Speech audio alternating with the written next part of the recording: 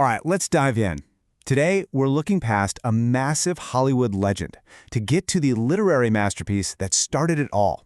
We're talking about Charles Portis's novel, True Grit. And believe me, the story you think you know, that's barely scratching the surface. So when I say True Grit, what pops into your head? Probably this guy, right? John Wayne as Rooster Cogburn, the one-eyed, hard-drinking lawman. He's an icon for sure. But here's the twist. He isn't the hero of the original story. Not even close. The novel's real protagonist, the person who drives every single thing that happens, is a 14-year-old girl named Maddie Ross. And that one change?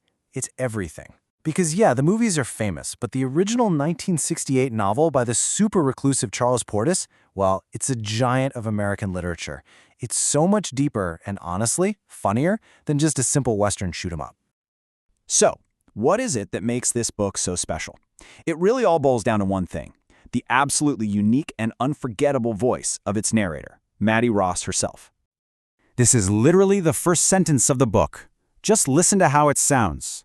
People do not give it credence. Who talks like that? Notice the formal, stilted language. Do not instead of don't. It's got this stiff, almost biblical rhythm to it. This isn't just a narrator, this is a whole worldview, and it's the sound of the entire novel. Now you might think Portis is just trying to sound old-timey, but that's not it at all. Turns out, people in the 1870s used contractions all the time. This weird way of speaking is a very deliberate choice. It's a direct window into Maddie's mind, her unbending, super orderly way of seeing things. It's like she's trying to force her own rigid logic onto a totally violent and chaotic world. There's a cool name for this technique: literary ventriloquism.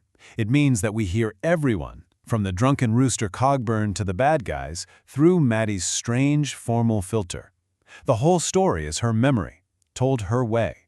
So we're not just following her on a journey, we are completely trapped inside her head. And this voice is the engine that makes the whole book run. It's where all the deadpan humor comes from, her describing total mayhem with the calm tone of someone balancing a checkbook. It shows us exactly who she is, and it elevates a simple revenge story into something way, way more profound.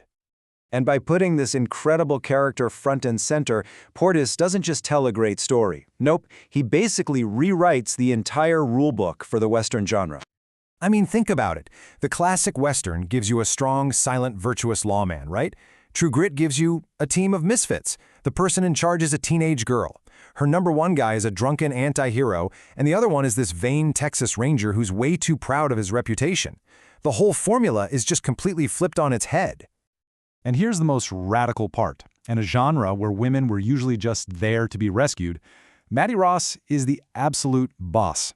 She's the one with the money, she hires the men, she sets the terms of the deal, and she insists on coming along to make sure they actually do their jobs.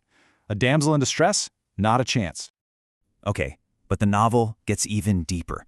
If you really want to understand True Grit, you have to understand the year it was born into, 1968, an unbelievably chaotic time.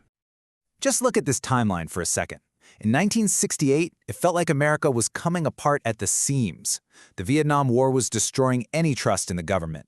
The assassinations of MLK and RFK made it feel like the whole country was spinning into chaos.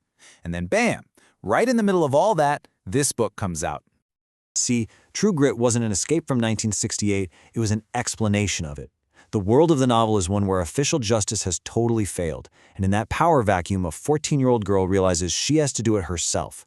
Portis was using the 1870s to ask a very 1968 question: what do you do when all the institutions fail and the only thing left is your own personal will? The only thing left is grit. So the novel comes out. It's a masterpiece. But its journey after that is, well, it gets complicated. Its legacy has been shaped, and frankly, a little bit warped, by two totally different movie adaptations. This table really breaks it down. The 1969 movie is first and foremost a John Wayne movie. It shoves him into the spotlight and tacks on this sentimental, happy ending that is nowhere to be found in the book. But the 2010 Coen Brothers film, that is a direct, faithful adaptation of the novel. It puts Maddie right back in the driver's seat, it keeps the dark and gritty tone, and, this is crucial, it restores the book's original, tragic ending. And you can't overstate the impact of that 2010 film. It was basically an act of literary rescue. For decades, True Grit was just that book the John Wayne movie was based on.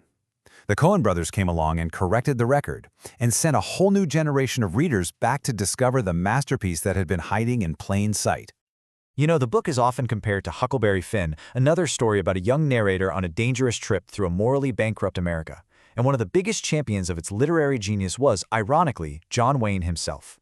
Even he knew that Portis had created something truly special, something with the same weight as Mark Twain.